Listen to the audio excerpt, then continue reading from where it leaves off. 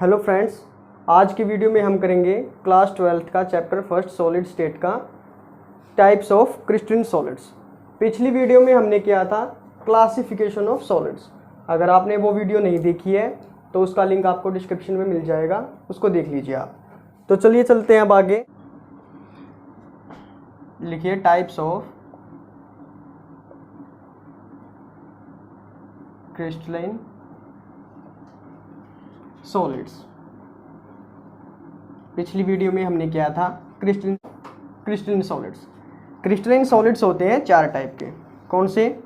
पहला लिखिए आयनिक सॉलिड्स, दूसरा लिखिए मेटेलिक सॉलिड्स, तीसरा लिखिए कोवैलेंट सॉलिड्स, या फिर आप इसको बोलते हैं नेटवर्क सॉलिड्स। एक ही बात है, कोवैलेंट और नेटवर्क। और फोर्थ लिखिए मॉलिक्यूलर सॉलिड्स।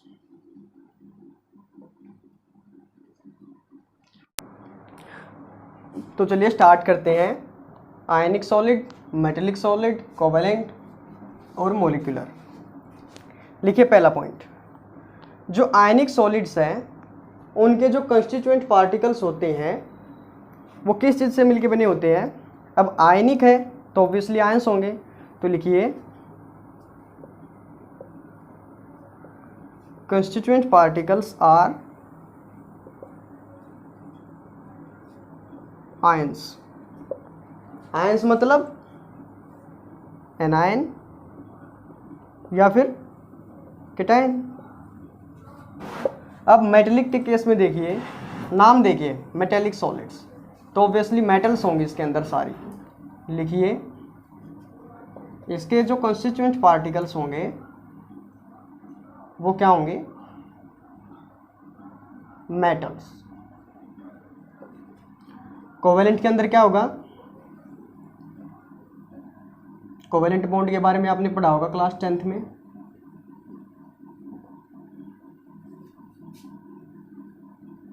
नॉन मेटल्स होंगे इसके अंदर,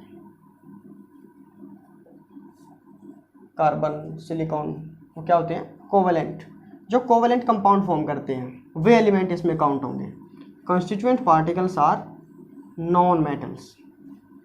सेम इसमें होगा, कंस्टिट्यूएंट पार्टिकल्स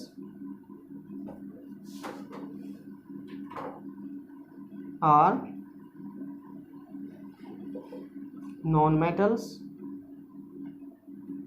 और may be same type of atoms.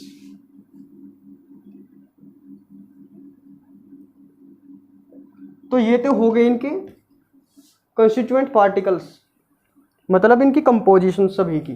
ये इनके कंस्टिट्यूएंट पार्टिकल्स जो होते हैं वो कौन कौन से होते हैं। दूसरा पॉइंट लिखिए आप, इनके बीच में बॉन्डिंग कैसी होगी। अब आयंस हैं तो आयंस किस तरह से बाइंड होते हैं? उनके बीच में क्या होता है? स्ट्रॉन्ग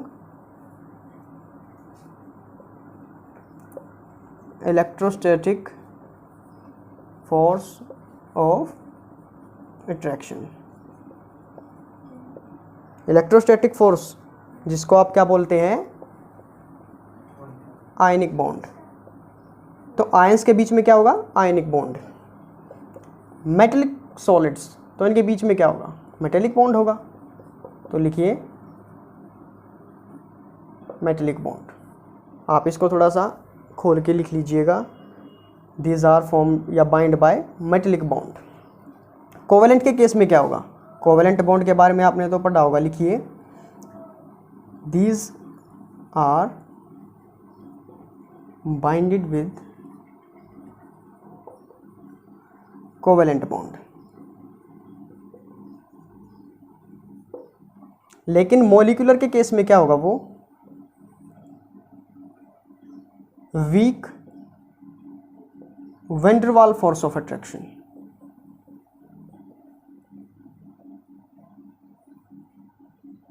वैन डर वाल फोर्स ऑफ अट्रैक्शन क्या होता है? वीक, सबसे वीक जो बॉन्ड होता है वो होता है वैन डर वाल फोर्स ऑफ अट्रैक्शन, जो होता है मॉलिक्यूलर सॉलिड्स के बीच में।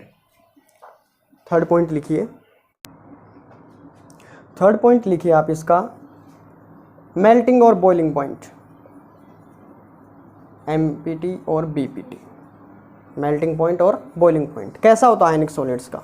अब इनके बीच में क्या होता है? Strong ionic bond. तो स्ट्रॉन्ग आयनिक बॉन्ड होगा या फिर strong electrostatic force of attraction होगा, तो इनका मेल्टिंग और बॉइलिंग पॉइंट क्या होगा? हाई। क्या होगा? High, very high. Metallic solids के केस में क्या होगा? इनका भी मेल्टिंग और बॉइलिंग पॉइंट क्या होता है? हाई और वेरी हाई।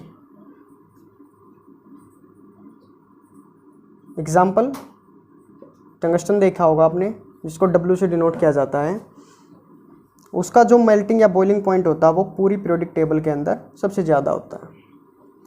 अब है कोवेलेंट, इसमें क्या होता है? कोवेलेंट बॉन्ड, जो कि क्या होता है? स्ट्रॉन्ग बॉन्ड होता है एक। तो लिखिए, these have high MPT and BPT, क्योंकि कोवेलेंट बॉन्ड स्ट्रॉन्ग बॉन्ड, तो मेल्टिंग और बॉइलिंग पॉइंट भी स्ट्रॉन्ग होगा। लेकिन मॉलिक्यूलर के केस में क्या होगा? हमने पढ़ा था इनके बीच में वीक वैन डर वाल फोर्स ऑफ अट्रैक्शन होता है। तो वैन डर वाल फोर्स ऑफ अट्रैक्शन क्या होता है? वीक, उसको ब्रेक करना इजी होता है। तो इसमें क्या लिखेंगे? Low melting point and boiling point. अब एक पॉइंट और देख लीजिए आप इसका, इनकी इलेक्ट्रिकल कंडक्टिविटी। जो आयनिक सॉलिड्स होते हैं वो क्या होते हैं? बेस्ट कंडक्टर या गुड कंडक्टर्स ऑफ इलेक्ट्रिसिटी। क्योंकि इलेक्ट्रिसिटी जनरेट कब होती है? जब आयंस फ्लो होते हैं। आयंस के फ्लो होने की वजह से क्या होगी? उसके अंदर इलेक्ट्रिसिटी कंडक्ट होगी। तो ये क्या होते हैं? Conductors of electricity. एग्जाम्पल है इसका सोडियम क्लोराइड NaCl। अब एक कंडीशन देखिए आप यहाँ पर, NaCl जो है ये कभी भी सॉलिड फॉर्म में इलेक्ट्रिसिटी कंडक्ट नहीं करता। जब तक इसको मेल्ट नहीं किया जाता या फिर इसको मोल्टन स्टेट में नहीं लाया जाता, तब तक ये इलेक्ट्रिसिटी कंडक्ट नहीं करेगा। क्यों नहीं करता? क्योंकि सॉलिड फॉर्म में Na और Cl के अंदर आयंस नहीं होते। लेकिन जब इसको मेल्ट किया जाता है, इसको मोल्टन स्टेट में लेके आया जाता है, तो इसके अंदर क्या जनरेट होते हैं? आयंस, Na पॉजिटिव और Cl नेगेटिव। तो क्या होगा? इसके अंदर इलेक्ट्रिसिटी कंडक्ट होगी। तो ये क्या करते हैं? मोल्टन स्टेट के अंदर क्या करते हैं? इलेक्ट्रिसिटी को कंडक्ट करेंगे। मेटेलिक सॉलिड्स क्या होते हैं? अब मेटल्स तो सारी क्या होती हैं? Best conductor of electricity. कौन है बेस्ट कंडक्टर ऑफ इलेक्ट्रिसिटी? कौन सी मेटल है? सिल्वर। बहुत सारी मेटल्स हैं, कॉपर है, सिल्वर है, आयरन है। सभी मेटल्स क्या होती हैं? Good conductor of electricity. Covalent और network solids. Covalent bond 10th में पढ़ा होगा आपने, कार्बन कंपाउंड्स फॉर्म करते हैं।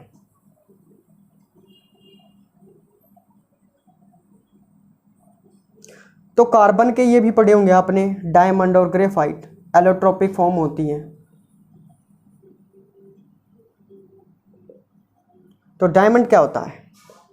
इंसुलेटर। और ग्रेफाइट क्या होता है? Good conductor.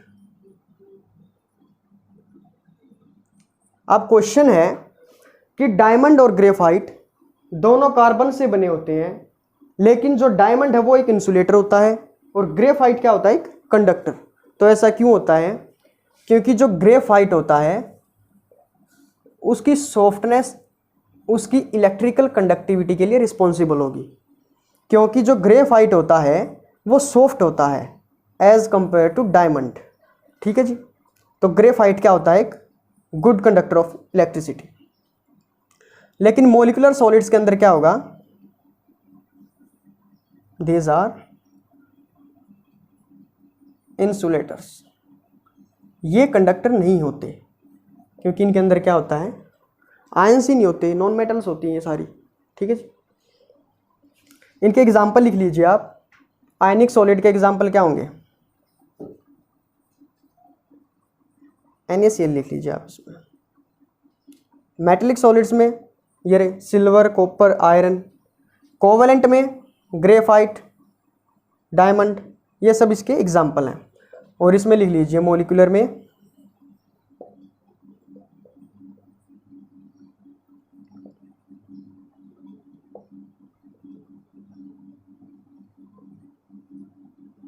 ये सब क्या होते हैं, इसके एग्जाम्पल होते हैं। तो आपका ये टॉपिक यहीं पर ख़त्म होता है।